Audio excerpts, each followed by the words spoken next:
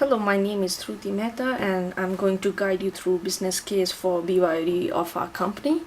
And here is something about BYOD. In the consumerization of IT, BYOD is a phrase that has become widely adopted to refer to employees who bring their own computing device, such as smartphones, laptops, and PDAs to the workplace for the use and connectivity on the corporate network. And the second slide is about the utilization of BYOD. Today's IT people face rapid changes in their business and challenging problems. So for that, new software have been developed and new devices are introduced to protect their customer, employees, and company from cyber criminals who hack the system. And the second thing is BYOD encompasses more than personal computers. Employees use their own iPhone, BlackBerry, tablets, Ultrabook for their own work. And the third one is, a few years ago, due to lack of technological development, it didn't come up, but today it has given broad view related to web, wireless, and mobile tools. Through wireless and web, you can get all information related to the business activities, no matter where you are. And there are some risks of BYOD, and the first one is about range of devices, makes uniform regulation difficult for IT department. The second one is about lack of encryption on customer data. And the third one says about the device fall outside the firewall, which means when employees leave the company, they all have information on their own device, through which there is a possibility of information getting leaked in the market.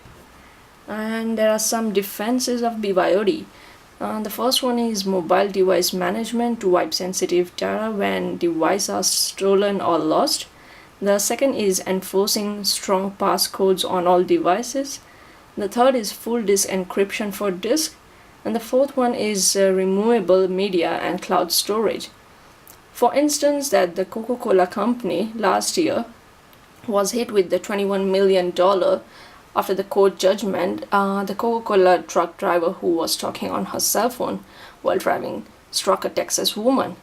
And the most noticeable risk is about the sexting and forms of sexual harassment. 40% of adults up to the age of 34 admit to sexting or sending the sexually explicit text message from their own phones at the workplace. Here we have some experience of other companies.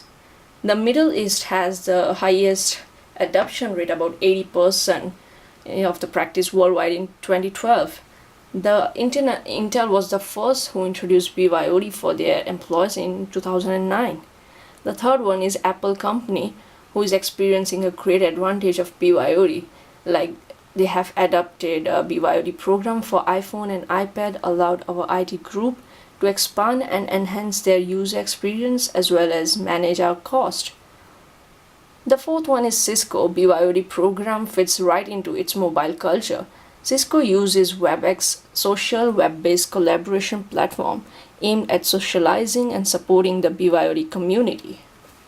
And another slide says about the pros of BYOD.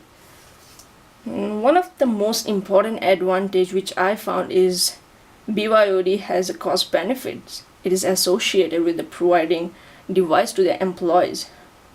The second is familiarity. The employees will get familiar with their own device and software as they will start using them. Like for instance, Apple products, instead of restriction of Microsoft only enforced policy, maybe one way in which the freedom of choice can be benefit and employee can use their own device. The third one is newer technology. Employees will be updated with all latest technology and software on their mobile device or on their laptop or iPad.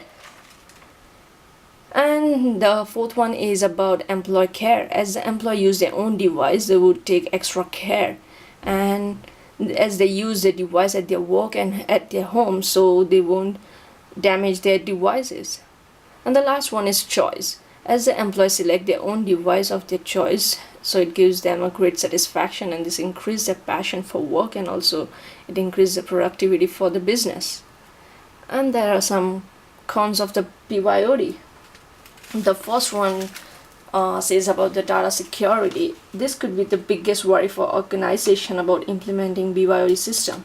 As BYOD is a new concept for business, There is no clear-cut best policy to maintain the business data and securing them.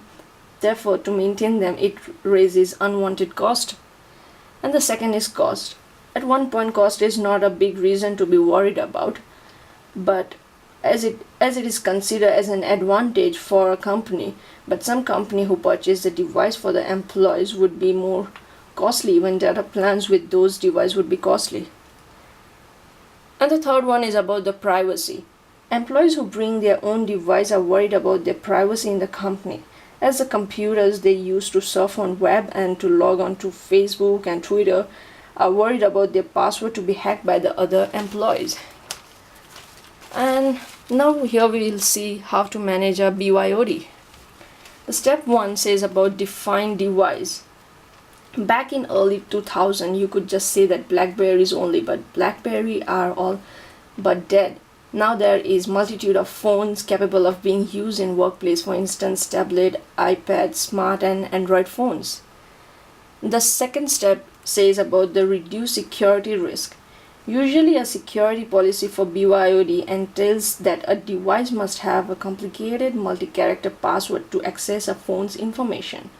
Some businesses ensures that the personal data of an employee is securely backed up through the cloud computing, so that if a wipe occurs, the personal data of an employee is safe. The third one says about the moderate workplace usage. While forming a BYOD policy, some questions are raised by the employees who can they can use Facebook while at work, are apps that can potentially interact with the business, and of device allowed. So the answer to them is that they should be careful to limit the talk times, messaging and data downloads over the personal device through the corporate network, because those can seriously rack up the monthly charges for the wireless data usage. And the last one is build up your backup plan. Employees should have an escape plan. If an employee leaves the workplace, you will want to be able to have authority to remove the apps, data and information from a device. Here are some infrastructure required for the BYOD. The first one is application virtualization. It says that by delivering web-based application from a central server, IT will improve manageability, compatibility, and probability of application.